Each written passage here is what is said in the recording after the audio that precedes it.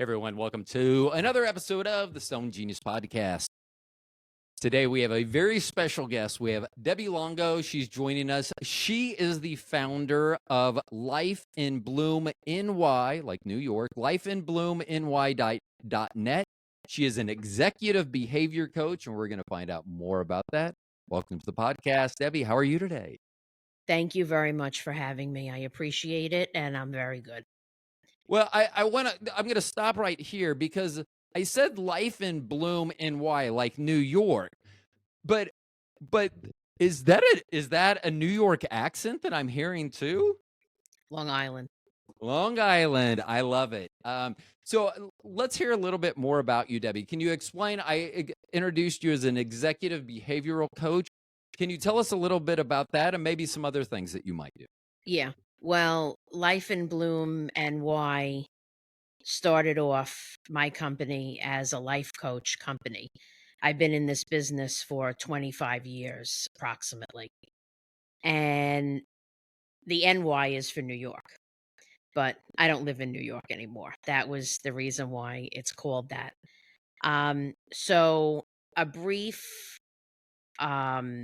introduction or explanation would be I do all types of coaching, and after COVID, there was a lot of issues with companies going bankrupt, going out of business.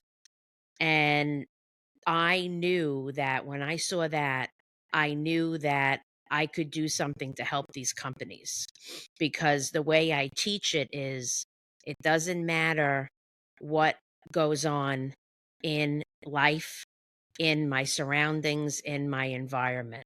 Outside forces don't have anything to do with me and succeeding in business, succeeding in my life, being successful. And when I can do that, then whatever can happen, it doesn't matter. And I don't want to point to something happened to me. There was COVID, different things like this. And I don't want to say that that is the reason why my business failed and why I went out of business. So, as an executive behavior coach, what do you think is the most difficult thing to maybe modify as an example? And I've used this on this podcast before. When I was a trainer with Sprint, I did new hire training. During the first 2 weeks, they would go through all sorts of stuff. And so the first week, we would get people that say, they'd raise their hand. I'd call them, I don't understand this shit. And I'd be like, what stuff don't you understand? I wouldn't reference that they said the word shit. I didn't call them out. I didn't say, I go, what stuff, although I did stress that word, what stuff, pause, dramatic pause, what stuff don't you understand? By the end of the first week, those people were self-correcting. They were saying, I don't understand this shit. I mean, this stuff. And I was just like, what stuff don't you understand? And by the end of the second week, they were saying stuff. And so I personally always felt, just for me personally, that it was always best to demonstrate the desired behavior so they could see what I want. So there wasn't any question. Well, I didn't ever see anyone else doing this. So what do you, as an executive coach who's dealing with behavior all the time, what do you find is the most difficult thing to change within the human behavior? The thing that I teach the most out of anything is to get rid of negativity, because when I'm negative, that affects my whole entire life. And this is one of the reasons why I started life coaching to begin with, was because I was around so many people that were negative and I became negative. And then my life just became destruction, basically. But I can help business owners and companies succeed in business, and they can raise their profits and get promotions do good in the stock market, you know, get bonuses, different things like that.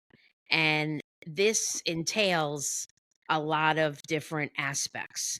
So I did some podcast about respect. I did a few podcasts about a few different things.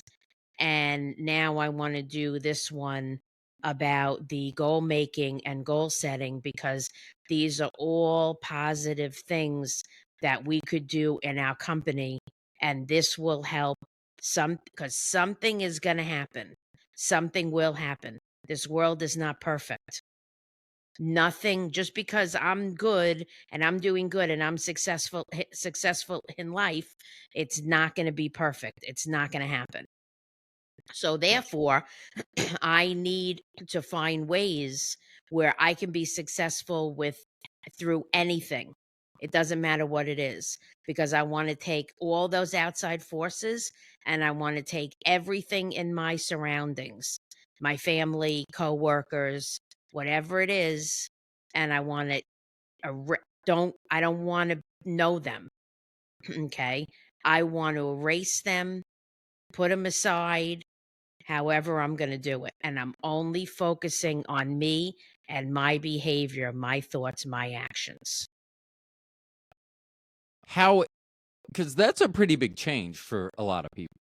So, how do you get someone to make that dramatic change in their own? Because, if someone tells you, oh, this is your goal, if you do this, like I have a problem with that. Like my goals rarely align with others. And that doesn't always bode well. So, how do you get someone who is how do you get someone to buy into the fact that your goals that you want them to attain, or maybe have set for them, how do you get them to understand that should be their same goals as well? So, how do I get them? First thing, right, is that this type of thing has to be 100% organic. So, 9 times out of 10, I don't do that much advertising or promoting. I do these podcasts, I do talks, I do lectures. And I can talk to people that way, and I can get the word out, and so people have an understanding about what coaching is. Now, when I develop their program, they say, "Oh yeah, I like what you said. I want to hear more about it." Now I'm going to develop a whole program for them, and it's going to be outlined. Everything is going to be in great detail. Okay. I don't charge for any of this. Now, when they say, okay, if they say, right, okay, I want to do this, then I say, let's take the first step. You have the outline. Now let's take the first step. So this is like baby steps. Okay. So what's happening is they're basically going to erase everything, clear their minds, and they're going to listen to what I'm saying and hopefully take action, okay, on the things that I'm doing. And then going all the way down their mind, and then they're building it up again. So they're getting rid of the negativity by completely erasing it. And now when they go up, it's going to be gradual levels, gradual steps of becoming positive. So it's extremely slow process. Now, it could be that somebody doesn't really need that. Maybe they're, just negative in some areas. Most of When the time, that's not the case. So when you had mentioned earlier about goal setting and goal making in corporations, is that more difficult? Because I believe that you work with companies of all sizes. So how does the mom and pop, less than 10 people in their shoe store, how is making goals and setting goals different at a company that size or one of a much more substantive size? The only difference is the amount. Let's just use money as an example. If they want to increase their sales by 50% next year, then they would make all different types of goals for their employees and their managers to increase that amount of money. So the only difference between the small company and the big company would be the amount of money that they want to increase. Because with a big company, it could be like $3 million. And with a small company, it could be 1 million. So that's a big difference. But the pattern, the way that we do it is going to be probably exactly the same for the most part. Well, I was just wondering whether there's a more difficult getting to buy in, or are you just saying, hey, executives, I'm teaching you or your team, whoever's part of that team, I'm teaching you all and you all disseminate it. So whether you're teaching an ownership group that has a company size of 7, but it's still one or two, an owner or 2 partners, you could have 2 partners in a large company as well. So is it more difficult to get buy-in, or is the level that you're working with, these are one of the compound questions I warned you about. Is it more difficult to get the buy-in of the people because of the size of their company? Not really. It isn't. Okay. Because it depends on whether they want to make the goals, succeed, and how they're going to do that and how they motivate their employees. And that's really the bottom line, because I want to focus on how are we doing this? What is going on in everybody's mind when we are communicating to them what these goals are and how exactly we're going to achieve it? And this is going to be an exact step by step thing. This is not a thing that's, estimated. How long does it take generally to implement a plan like this to help turn a culture turnaround? Because I know how hard it can be to have negativity within the workplace around you. But I also know that it's much easier getting rid of, or it's much more difficult getting rid of someone now than it was when I started working in the early 80s. You know, I I heard some weird stuff and like would never fly. I mean, a company would hopefully not say some of those things now, but I'm just wondering, is it more difficult to get rid of that negativity now that once it's already, I've always been the type of person that thinks every bad decision a company makes goes back to hiring. Because I used to see the wrong person. I went on after Sprint to a staffing agency and did nearly 2,000 interviews, and I found that if you hired the right person, then that made such a difference, because it was really hard to get someone to buy in that just was there for a paycheck, you know. So, so how do you get someone that is there for a paycheck? How would you address that? Or if someone came to you and go, I have someone, how do I address this to them? The hiring process is very, very important. But remember, outside forces don't matter. So it doesn't matter who it is, what's going on, what's the situation. If I am a boss or I'm an executive, I want to be able to know 100% exactly what to do and what to say in every situation. The hiring process is a lot different now because why? Because everybody's focusing on everybody else. And now there's lawsuits, discrimination, all different types of lawsuits. And now a lot of bosses or business owners are very, very cautious, maybe almost fearful that they are afraid that if they say something or if they do something, they're most likely going to get sued. And that is not a good way to think. But outside forces don't matter. So if I say to myself, I know this for a fact that there are lawsuits, but in my situation, this will not happen to me. I will be able to know and understand exactly when an employee is going to do something wrong or I need to enforce their job duties or whatever it is. And that will be a calm and professional manner, and they will understand it, and nothing will come of that. Okay, there will be no lawsuits and there will be no problems. And this is the point that I want to get to. And that does not happen overnight where I can know that. We call it creating a knowing, which basically means that I know it 100%. There's no doubt in my mind.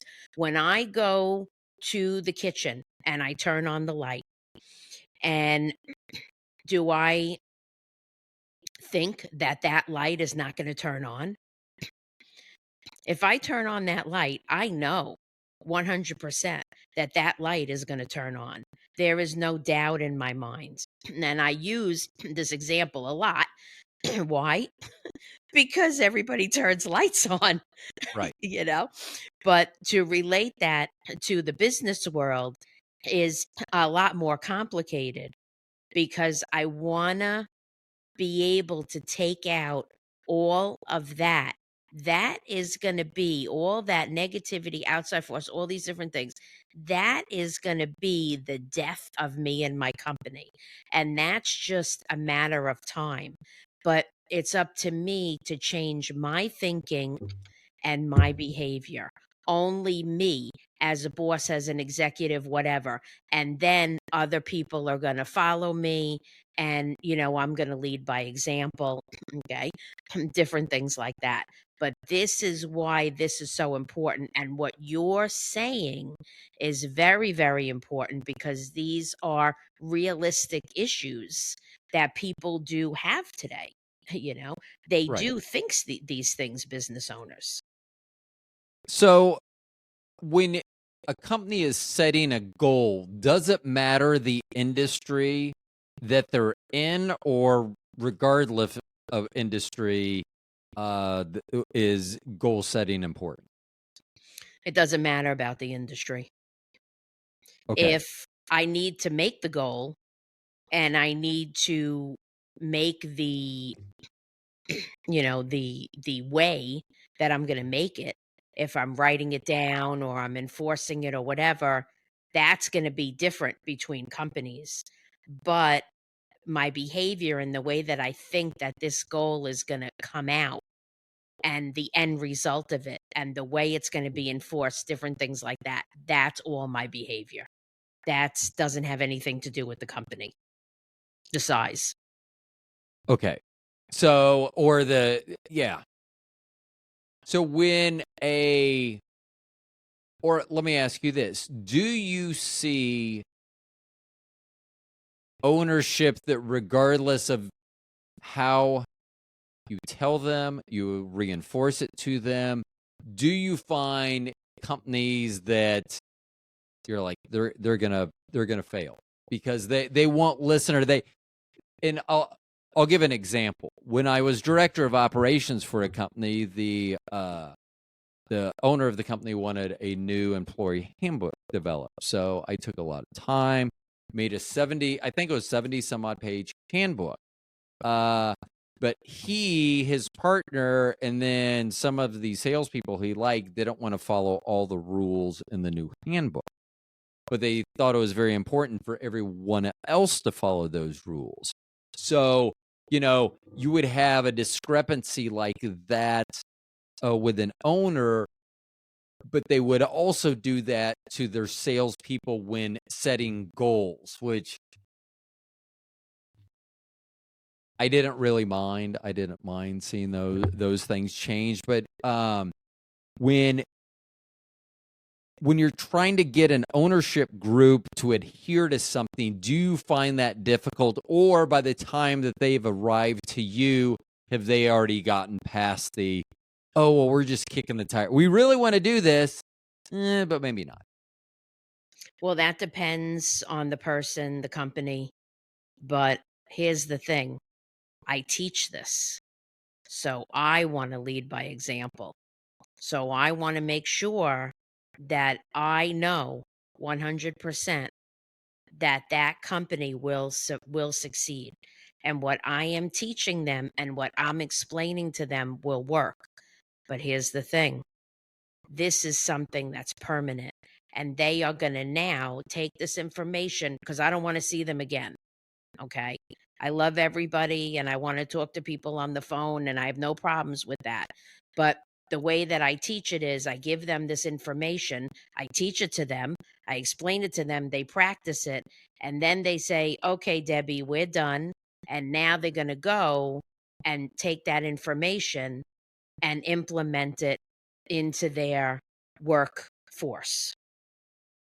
And that's something that's going to be permanent, and that's an everyday thing, providing that they keep doing that.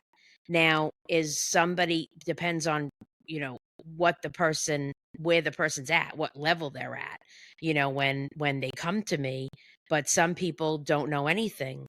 And some people might say, I just need help with a few things.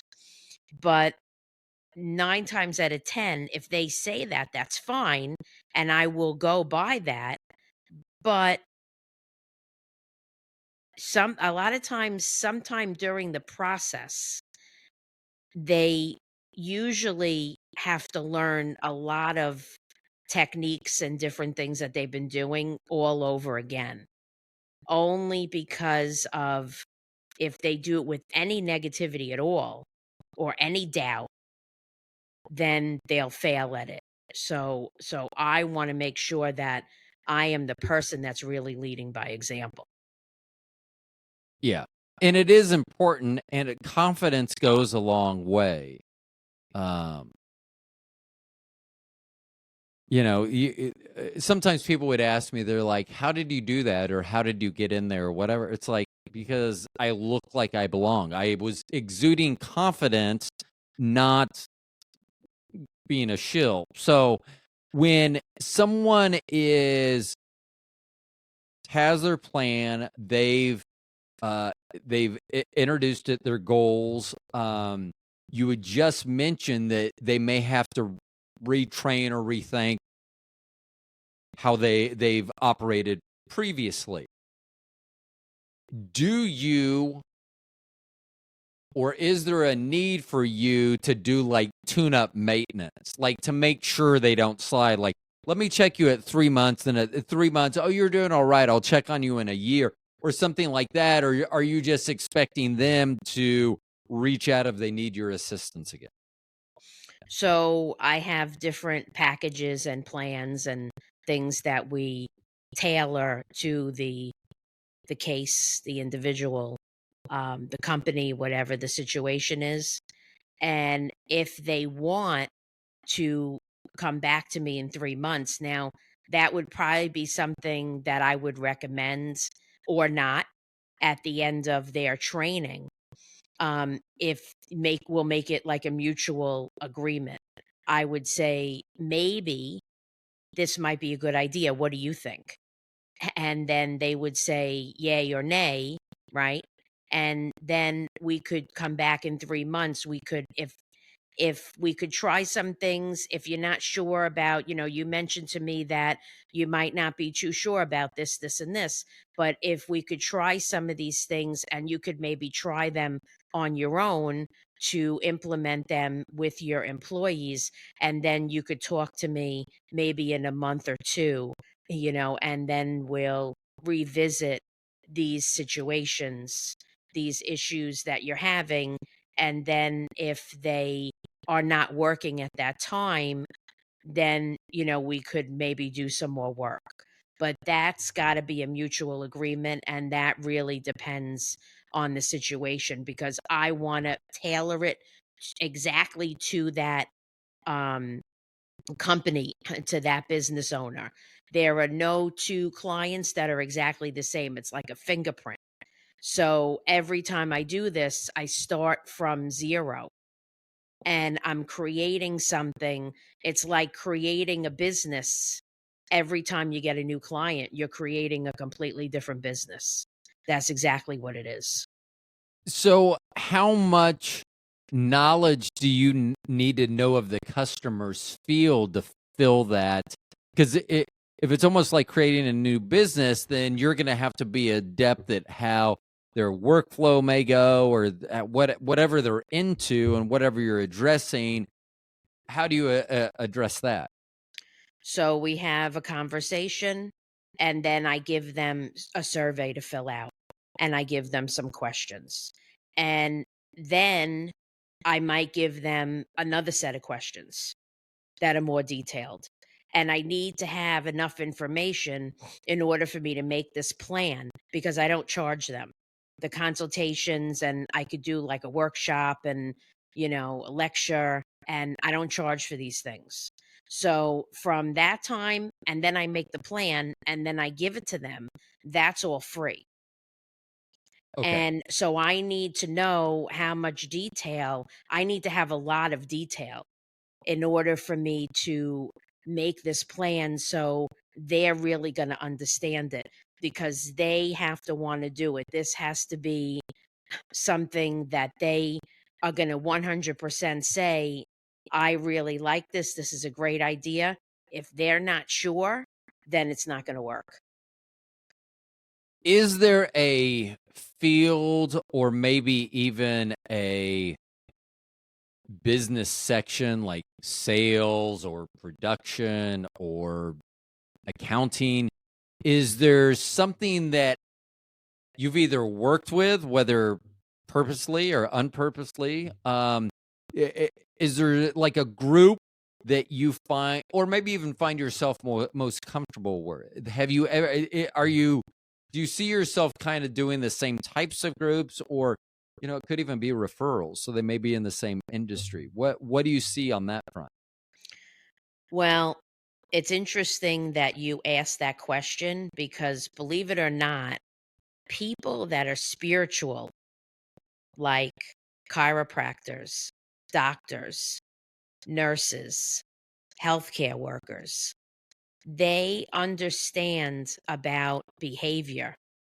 They understand about living on a different level than a business owner that's only going to care about making money, about themselves, and not take into consideration anything that their employees are doing, whether their employees are happy or satisfied or the way they're treating their employees.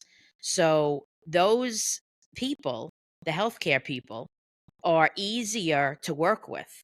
But that's not saying that anybody else is not easy to work with. I'm just saying this just from my own Your experience. personal experience. So, do you prefer, like, or is there an industry like, oh, I'd really like to help that industry sometime?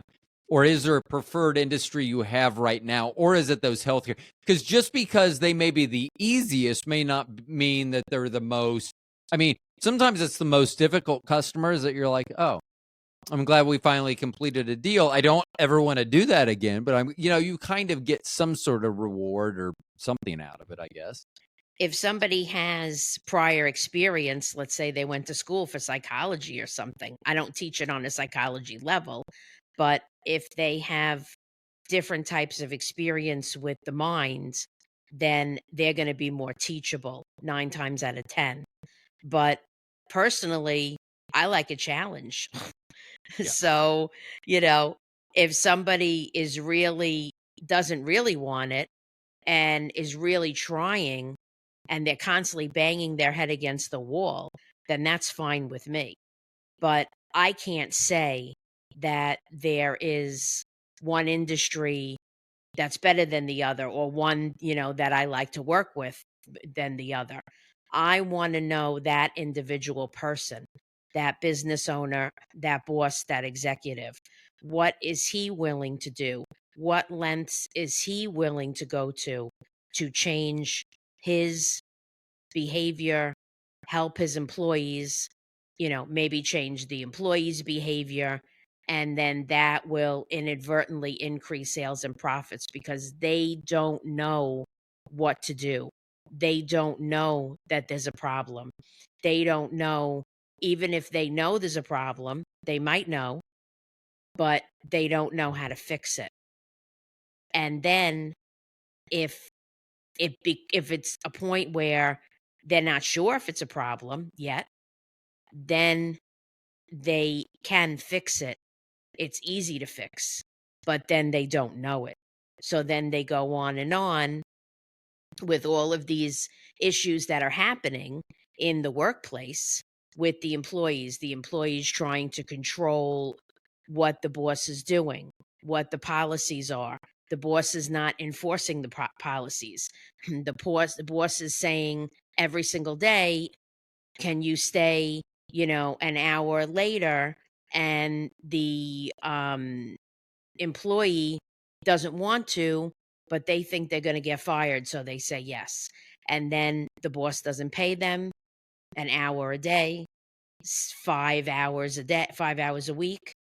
And then the employee gets really upset. The employee gets a resentment, the boss gets a resentment, and the boss says, you have to go. I can't work like this anymore. And now, because the employee didn't stick up for themselves and they didn't say, I cannot work. That's it. I cannot work. This is past my hours. Yeah. Then the boss will respect them more. But because they didn't do that, that starts a whole thing. But we want to focus on who is the person that's going to lead by example. The employee is not going to lead by example. It's got to be the boss, the executive, the business owner first. That is the most important thing. And if we can succeed at that, then the company will have great employees. The employees will be fantastic.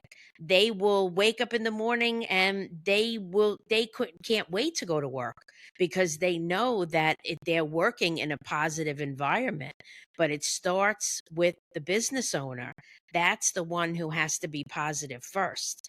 People don't realize employees are really paying attention to what their boss is doing, what their surroundings, what the other employees are doing. A lot of times bosses just think, oh, they're doing their own work, but they don't realize they're really paying attention with what's going on all around them. And that is the reason why these types of things, goal setting, goal making, is creating a positive thing. And that's getting rid of negativity, but also it's motivating the employee. And the employee wants to work. They want to do good things for the company. They want the sales to be higher. And what's a good way to do that? Commission, you know, that's a good way. But a lot of people don't like to work on commission because, you don't get a salary.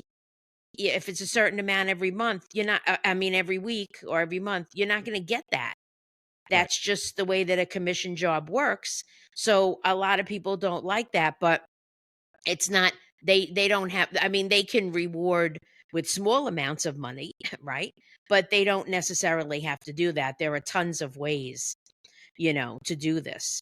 But we want to make sure that the business owner is motivated enough in order to teach his employees and his whole entire staff, even his peers, maybe his board members, a positive way of thinking and a positive way of running the company. And if I can succeed at that, that's one more business owner that's not going to fail. And then they're not going to care about the outside forces. Yeah.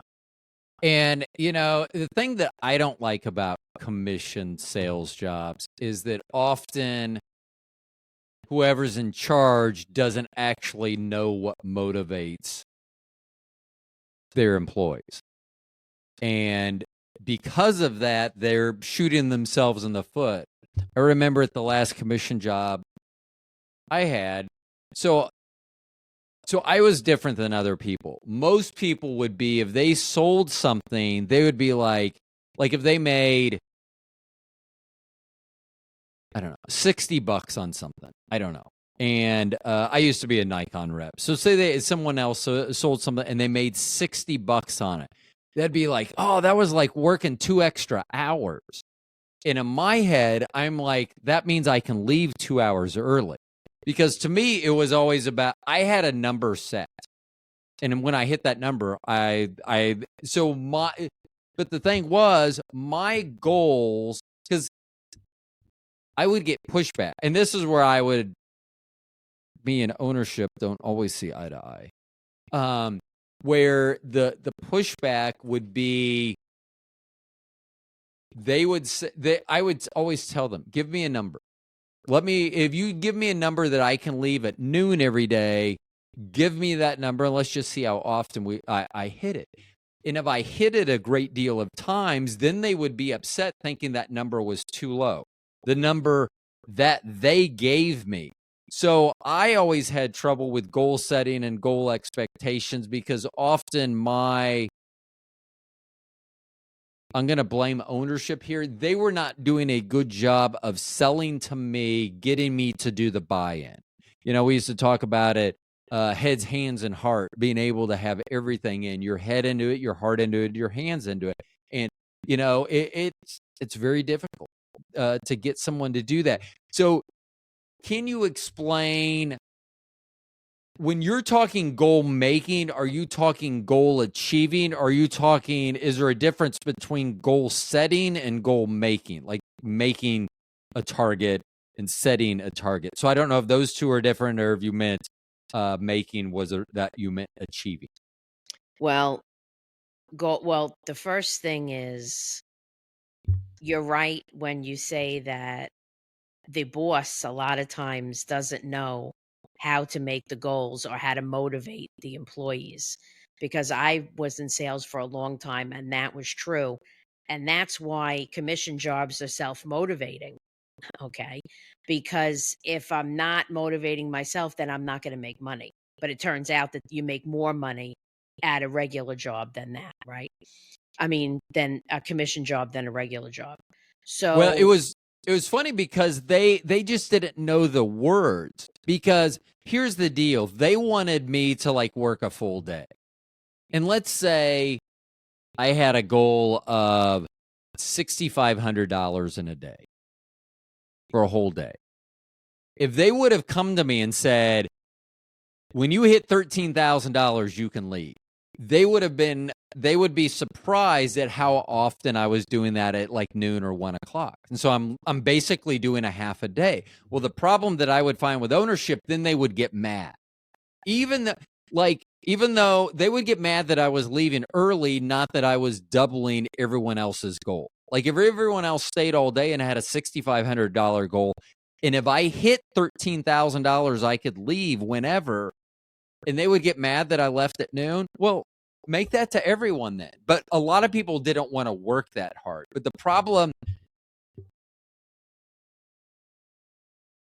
I always talked about, you don't have to treat everyone equally, but you do need to treat them fairly. Because I remember when 25 years ago, I was a manager at Best Buy, and we had all these young guys that worked for us, and then we had a couple of older gentlemen. And I say older now, but they're probably like what my age is now, like mid-50s. And at night, this is when TVs were still gigantic, huge pieces of furniture, big boxes and stuff. And so the TVs were kept out on the floor, and then you would have to, at the end of the night, if someone bought them, you'd have to use what we'd call the Big Joe, the big lift, to get up and get the TVs and bring them down. So at the end of the night, the young guys would always ask me, they'd be like, why don't you ever make Ned do the TVs? And I'm like, I am fine with that, but we will be here till 10:30. And they're like, oh, okay. They didn't want to be here until I said that. They thought the difference was that I didn't treat them equally. Why are we always having to take down the heavy stuff and he gets to clean and do the light work? Well, that wasn't the difference. The difference was, do you want to leave at 9:30 or do you want to leave at 10:30 when Ned's done? Actually, I think his name was Jed, now that I think about it. Sorry, Jed.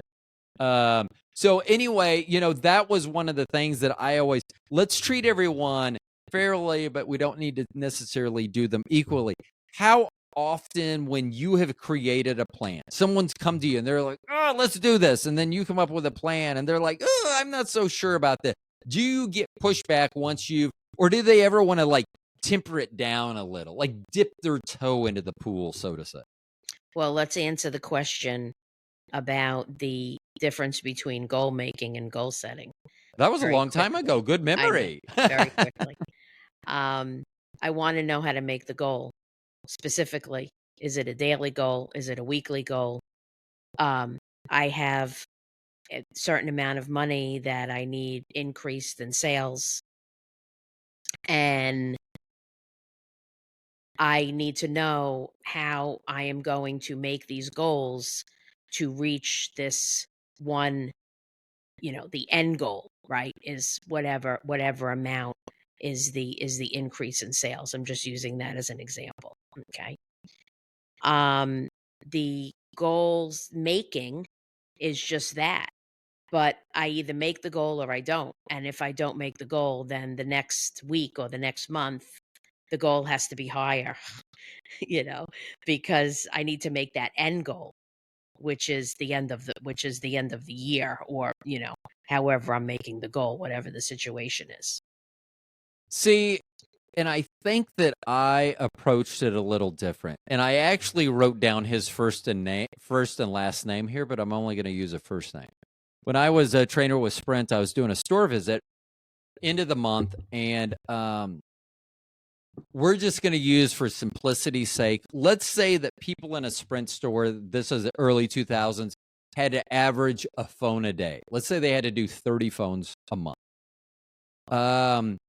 So I was in, and because so my position and district manager positions were considered same level. So I was able to have this conversation with him. He blew up at me for this. There was someone on the floor that he was talking to about, it was near the end of the month, and he was talking about monthly goals. And let me put where I come from first. I'm a big believer that you can't hit any goal until you hit your daily goal. Doesn't matter. I don't give, and that's what leads into this. It doesn't matter. I will never say your goal today is your daily goal. I don't give a shit. Your goal is your daily goal. So what Jeff did was he told this person, he goes, oh, I see you've only sold like 5 phones this month. And it's like the 28th of the month. He's like, man, you're going to have to sell 25 phones over the next 2 days. And he was not kidding. And saying it in a way that, if you want to talk about negativity, if you want to see someone hit with a negativity stick, going in, because now, and I actually said something to the employee before I said something to Jeff, because I said, no, I go, your goal is whatever your goal is. How many are you supposed to have today? And they're like, 1. I go, get 1. And they're like, okay. And I go, and if you get 2, good job. I mean, you can't get to 25 before you get to 23 or 21 or 2 or 1. And that's how I always saw that, is sometimes managers got so focused on that goal that they would, I mean, literally, if like, I'm sure security cameras were still a thing back then, but I would have said, if you would have just seen this employee's face going, I'm worried about getting 1 today, the way my month is gone, and now you're literally trying to tell me I need 25. Thanks. I appreciate that. So I guess my question, short question, long, how do you monitor once it's implemented by the company that you're working with, is there any post monitoring that you do yourself? Like you said, I believe earlier, surveys maybe, or things like that. Is there a thing that you do after it's implemented to see if it's actually working, or do you just kind of take the company's word for it that it is working or not working? Well, the goal has to be realistic. So, in the example that you gave, if you are not comfortable, if the employee's not comfortable, they don't think they can make the goal, then that's it. The goal should not Yeah. go any farther than that. Okay. Um, the Well, company is going to go oh, ahead. go ahead, finish. The company is going to tell me everything. I'm going to show and teach them. They're going to say to me, this is working, this is not working. And I'm going to believe whatever the company is saying. Because if they say, let's say, just for example, if they say something is working and they're not, then it's not, then they're going to be the ones that are shooting themselves in the foot, not me. So, but I want to always make sure. So I ask probing questions, and sometimes I repeat the questions. One day I'll say a question, and then 2 days later I'll say the same question. Or maybe I'll say it in different ways. And that will get the person to think, the client. And once the client is able to really think things through and really understand things, then I'll be asking less questions, Yeah. because they're now going to be the one that's going to be doing the talking, and now they're going to be saying to me, now this is my issue, now I think I know how to solve it, different things like that. Yeah. And that what you like to hear? They're coming to you saying, I can now solve it at this point? Yeah. So that was one of Yeah. the things that I used to do in management is I did not care. And I did not care if you had a question. I wanted you to come with questions because if you don't ask the question, generally going to be done wrong. But there were always three ways I'd answer the question. It would either be, man, that is a great suggestion. Go ahead and implement that. Get it started. Or it would be, I really like that. You put a lot of thought into that. Here's why this would work or why it wouldn't work. This is the components that we can pull out of it and work or wouldn't work. Or I would say, hey, I really appreciate you thinking about that, but I think for efficiency wise, I've done this in the past, and this just may work better this way. But I really, and so letting them know that, because it's always about encouraging them and having them critically think to come to me, because that was always the best. I remember once I was a manager with Best Buy back in the 90s, and when I was gone, they had hired someone for one of my departments who looked like he was like, I don't know, 10 years old. I mean, he looked young. And so when I get back, I even remember his name, and I stay in touch with one of these guys. I met Kyle for the first time when we're standing there talking in the audio department. And I asked Kyle, I go, hey, Kyle, how old are you? And you only had to be 16 at the time. I don't know if it's still the case at the time to work at Best Buy. So, I mean, he could have been 16, which is still young, but he looked young. And he said, he goes, I'm going to be 18 next month. And without missing a beat, and this is the guy I stay in touch with, Chris House, he goes, he didn't ask you how old he's going to be, how old you're going to be next month. He asked you how old you are. But it was like, man, he listens to me, because I know that I've said that. And it just was so impressive, because we keep circling back around to demonstrating the desired behavior to elicit, a response from them. And it's really cool when you, as someone who is generally doing the training, seeing someone that's really absorbed that, because once again, we've talked about, they have to buy into whatever you have, whether, like you said, whether it's raising sales 50%, or it's, the industry, the staffing industry that I was in, was a lot of industry work and construction cleanup and disaster cleanup. And so we were always worried about injuries. So, even being able to implement something that you can see a tangible, hey, the number of injuries drop down. I mean, that has to be a big thing. What is on your calendar, Debbie? What is upcoming for you? Do you have a client that you're working with? Are you actually, I'm going to change this question. Are there still techniques that you're coming up with as you implement this? Like you say, like you have a current client, they bring something up and you're like, uh-oh, I've never thought about that before. Not in front of them, of course. And then you kind of have to develop a new plan. So are you developing new plans, or is it an ever building criteria or curriculum, I guess I should use, that you use? Or is it just kind of the same and June will be just like May? So I have we're talking about for each individual client, right? Right. So I have the plan, and then every day, every time I talk to them, most likely the plan is going to change.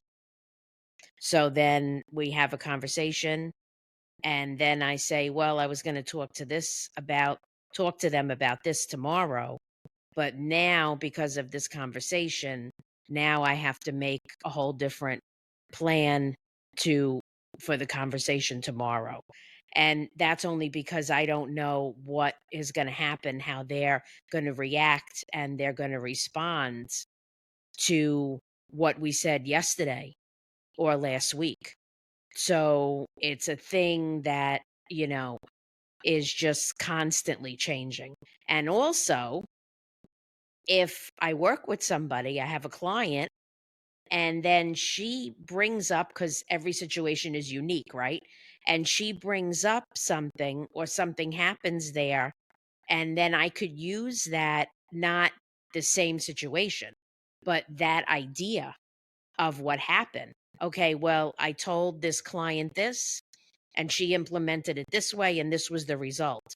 Now I could use that on another client with the client situation, right? With the and the new client situation. And they're not going to know that, not that it matters, because Right. that's just for my information, okay? But that's going to now help. So I use the ideas and the things that I do in client A to help client B. That happens all the time. I'm going to ask this, and I don't know if it affects you or not, but it's becoming a more and more common question. Do you utilize that? Or I guess a common question that I've been asking. Do you use AI in any way to help lay out a plan, help if you get stumped, or maybe you're not quite as familiar with a particular industry that you've not worked with before? Have you used, or are you beginning to, or plan to use AI at all in your plan building? Well, I'm going to tell you a little secret about myself. I don't use AI only because my marketing guys use it for promoting. Well, they say they do. So, but my plan, the things that they're going to implement, what I'm going to say, the way that we're going to have the conversation, that all comes from my mind. That just comes to me. And that is a gift that I have had ever since I was born, basically, was a young child. So I am quiet, and I sit in a quiet place, and I think about what happens, and then I just take a piece of paper. I don't use the computer. I take a piece of paper and I write down everything that comes into my brain, and then it comes right out onto the paper. And then I, put it in like a Word doc, Right. you know. Or Yeah. something, and that could be the conversation, that could be a goal, making goals, or whatever, and that is going to be from pretty much everything that we're going to say. And that is just a gift that I have. That's just a special gift that I've had my whole life. Okay. Okay. Let's see. Anything else you have for us before we go today on goal setting and goal making in corporations? I think that every business owner can be successful, and it's going to depend on the boss, the executive. That is what it's going to depend on. Everybody, all their employees, everybody around them is waiting for them to be successful. So then, if they're successful, then they're going to in turn help everybody else. They're going to Right. help their employees, they're going to help their business. So maybe those employees, let's say, for example, are not capable of being successful, of looking at themselves, of realizing, what their problems and their issues are and they want to change it. So they're saying to themselves, maybe one day my boss will be successful and be positive and he will help me do that. Okay. And then when that happens, if that happens, but if they do something about it, it will 9 times out of 10 happen. Then what's going to happen? They're going to influence the employee, and then the employee might go home, and then they might influence their daughter with the same situation, only with not work, something that the daughter is doing, school, Right. or something like that. But that's really what it starts with. So whoever the person is, here we're talking about the employee, the bosses and, executive coaching and different things. But whoever the client is, whoever the person is, then if they are the ones that want help, then that's the most important thing. And this will 100% increase sales and profits. I can tell you from 25 years experience in this. Okay, this is not a theory. There are statistics to back this up. This is all factual information. Okay, this is not something that was just, somebody woke up yesterday and just dreamed this up. Right. Okay. So that's really what we want to focus on. And I'm doing all these podcasts with all these different topics because I want to explain to people and get the word out so people can even just not necessarily understand, but they're familiar with, that they can change and they can do things differently.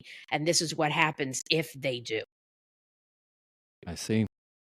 Well, I've had a love-hate relationship with upper management most of my life because I feel like a lot of their decision-making process is suspect. Um, it's you just see stuff and you're like, how? And that's why I'm glad that there are people out there like you that are helping businesses of all different sizes and individuals even. Because as you say, I mean, I think about you helping a business, but you're really helping the individuals there. And like you just mentioned, you know, they'll take the skills that they learn from you and they'll go home and maybe help their child with their homework or setting a goal for buying their first car or whatever that may be. And that's kind of the neat thing too, is being able to see your work not just in a that type of setting, but also see it in the domestic, for lack of a better term, setting with a family, because that's important as well. A lot of times when people work, they see their peers, their employees, the people that they work with, they see them more than they see their family. Yeah, So they'll go to work for 8 hours, they'll come home, and then the child has to be in bed in an hour. yeah, And then they go to sleep, a few hours later, 4 or 5 hours later. And then they wake up and then they have to do that all over again. And they're doing that 5 days a week. So they're only seeing their family 2 days a week. So what do I think is more important? Is it changing the family first or is it changing the work environment first? because it's going to be difficult for me to do everything all at the same time.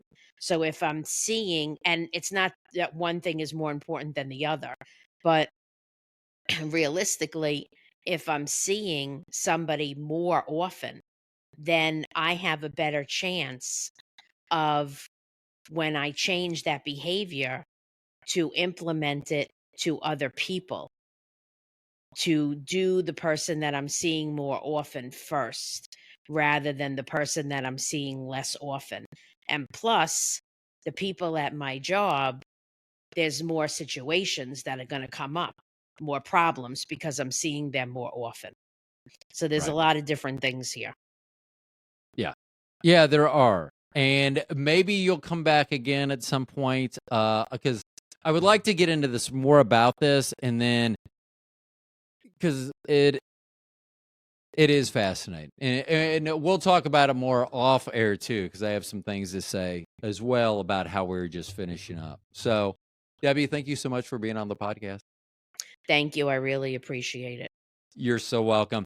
Everyone, this was Debbie Longo. She is the founder of lifeinbloomny.net.